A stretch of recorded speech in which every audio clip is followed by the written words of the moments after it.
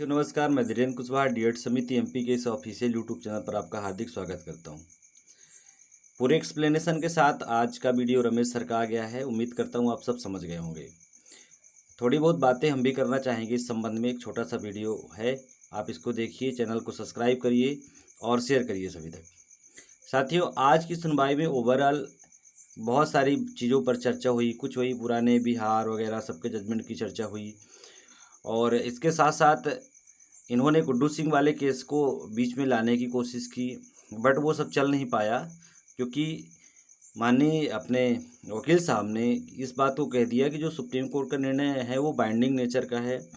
और चूँकि अगली सुनवाई में जब भी आएंगे तो गुड्डू सिंह का वो जो रामशरण मौर्य वाला केस है उसका ग्राउंड लेकर के आएंगे और बताया जाएगा कि क्यों इस केस को ये डिफरेंट है। और साथियों, आज ओवरऑल यदि कहें इस सुनवाई को लेकर तो 2-3 चीज़ें बताऊंगा आपको। पहली चीज़ तो इस सुनवाई का आज का निचोड़ क्या है, दूसरा कृषि नंदन साहू रोहित चौधरी वाला मैटर क्या है, और एक गलती किस तरह से इस पूरे केस को समाप्त कर सकती थी, आज उस पर चर्चा करूंगा।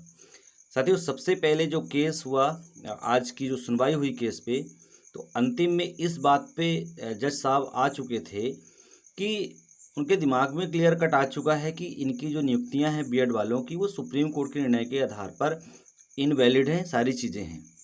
अब बीएड वालों ने एक मुद्दा उछाला कि जो 26,000 डाय करके भर्तियां आई हैं उसमें से लगभग 3,000 पद खाली जा रहे हैं। उन्होंने बताया नहीं कि एसटी कैटेगरी के पद खाली जा रहे हैं, उन्होंने ये कहा कि पद खाली जा रहे हैं, अब जो है तो क्वालिफाइड कैंडिडेट है ही नहीं, तो इनको निकाल के क्या करेंगे। बताइए कितना बड़ा झूठ।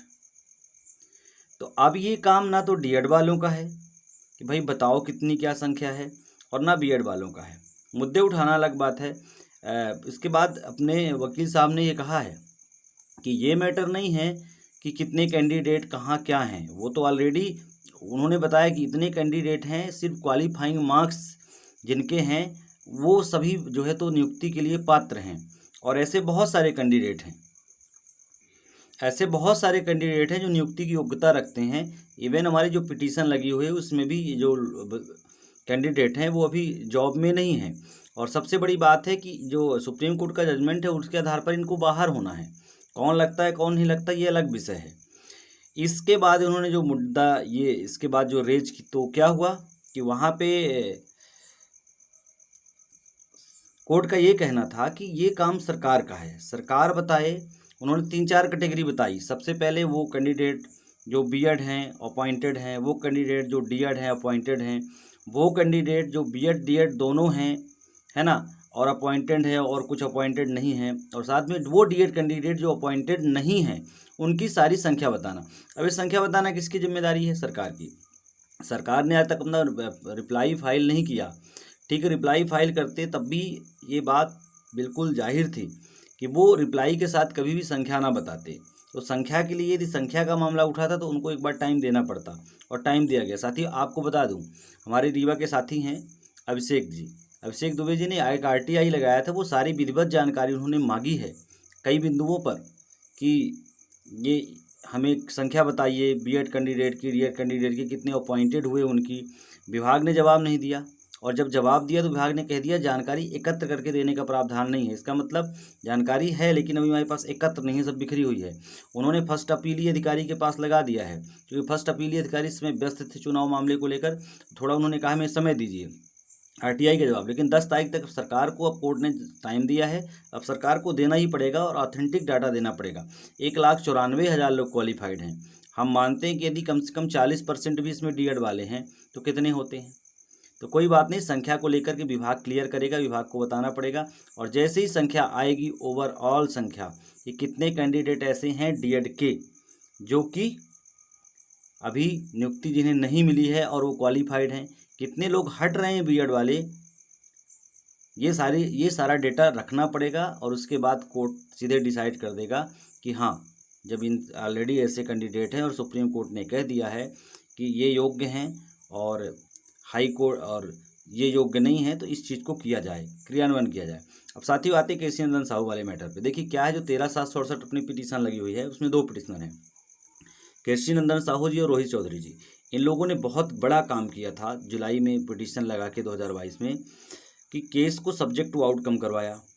सब्जेक्ट टू आउटकम हो गया। इसके बाद जब रिजल्ट आया तो ये पता चला कि इन साथियों के मार्क्स बढ़ गए हैं।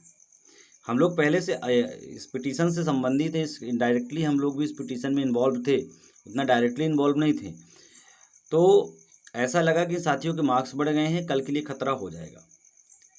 और आपने देखा होगा जब इसका मुद्दा उछला तो जज साहब ने कहा कि जब उनके अपॉइंटमेंट हो गए हैं तो क्या आप इस पिटीशन को 13,768 को परस्यू करना चाहते हैं, आगे बढ़ाना चाहते हैं।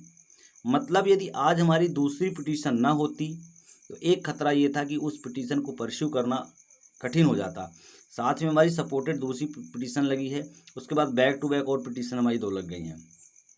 तो ये आज वो जो पिटीशन लगी है विपिन द्विवेदी और Nilesh Dwivedi versus state of Madhya Pradesh and others, आज उस पिटीशन के अहमियत समझिए। यदि वो पिटीशन न होती तो आज केस पूरी तरह से खतरे में आ गया, क्योंकि जो याचना करने वाला है, मांगने वाला है, वो खुद पा चुका है, तो क्यों किसी को दें। लेकिन इसमें भी एक फैक्ट है, फैक्ट ये है कि हमने रूल और जो रेगुलेशन हैं उन चीज़ को, सारी चीज़ों को चैलेंज किया है, ना कि सिर्फ ये कहा है कि हमें नौकरी दो। इसमें चीज़ें थी, लेकिन पिटीशन का कितना बड़ा महत्व है। उनकी नौकरी लग गई है, और नौकरी लग गई है, वो ऑलरेडी अपॉइंटेड हैं, तो वो अब इस चीज़ की मांग नहीं कर सकते हैं कि इनको हटाइए, हमको दीजिए। लेकिन हमारे जो और याचिकाएं हैं वो कर सकती हैं। तो इसलिए वो मैटर उठा और वो मैटर समाप्त हो गया, उस पर अब कोई दिक्कत नहीं है। वो जाहिर सी बात थी, पिछली सुनवाई में भी वो मैटर उठा था, इस सुनवाई में भी उठा। और यदि ये मैटर होता तो इसका जिन बार बार बोतल से बाहर निकलता, तो वो जिन जो है तो चला गया बोतल के अंदर, अब वो नहीं निकलने वाला है। अब रही बात, सरकार अपनी संख्या बताएगी और फाइनली मैटर 20 तारीख को सुनाई जाएगा, क्योंकि अंतिम में जज साहब ने टिप्पणी भी कर दी है कि the matter will be finally heard on 20 November. तो आप अब चिंता करने की आवश्यकता नहीं है, डेट बढ़ गई, जो कुछ हुआ वो सरकार ने भी सारी चीज़ें फाइल अपनी नहीं लगाई थी, रिप्लाई नहीं लगाई थी, इस कारण से बढ़ी। दूसरी बात, यदि रिप्लाई सरकार लगाती भी तो हो सकता है संख्या लेकिन आती, वो ये सारी चीज़ें लेकर के आती पहले कि हमने सब्जेक्ट आउटकम करके रखा, हमें कोई दिक्कत नहीं, सुप्रीम कोर्ट का जो फैसला है, जो आप डिसाइड करोगे वो सही होगा। तो इस चीज़ को लेकर के बिल्कुल चिंता करने की आवश्यकता नहीं। साथियों बहुत बहुत धन्यवाद। वीडियो को शेयर करिए, कोई कन्फ्यूजन हो तो कमेंट करके बताइएगा।